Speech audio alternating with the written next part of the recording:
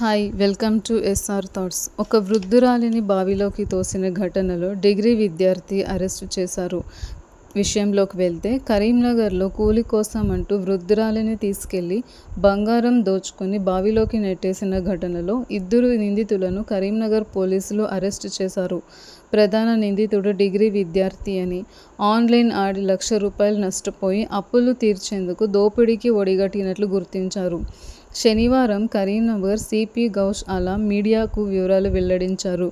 జగిత్యాల జిల్లా జగిత్యాల రూరల్ మండలం గుల్లపేట గ్రామానికి చెందిన దుమ్మ దినేష్ రెడ్డి కరీంనగర్లోని ప్రైవేట్ కళాశాలలో డిగ్రీ సెకండ్ ఇయర్ చదువుతున్నాడు. ఆన్లైన్ గేమ్స్ ఆడుతూ 4 లక్షలు నష్టపోయాడు. పలు లోన్ యాప్ల నుంచి అప్పులు తీసుకున్నాడు. తిరిగి చెల్లించాలంటూ నిర్వాహకులు ఒత్తిడి చేస్తుండడంతో దోపిడీకి పథకం వేశాడు.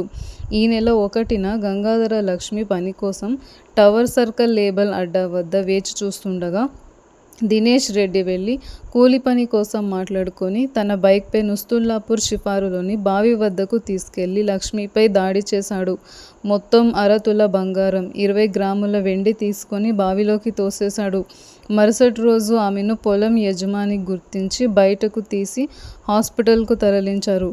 బాధితురాలి ఫిర్యాదుతో పోలీస్ కేసు నమోదు చేసి సీసీ ఫుటేజ్, ర్యాపిడో బుక్ చేసిన ఫోన్ నంబర్ ఆధారంగా శనివారం నిందితుడిని కరీంనగర్ మార్కెట్ సమీపంలో అమరవీరుల స్తూపం వద్ద అదుపులోకి తీసుకున్నారు. బంగారాన్ని కరీంనగర్ టవర్ సర్కిల్ ప్రాంతానికి చెందిన నగల వ్యాపారి వేణు మనోహరచారికి విక్రయించి ₹30,000 తీసుకున్నాడు.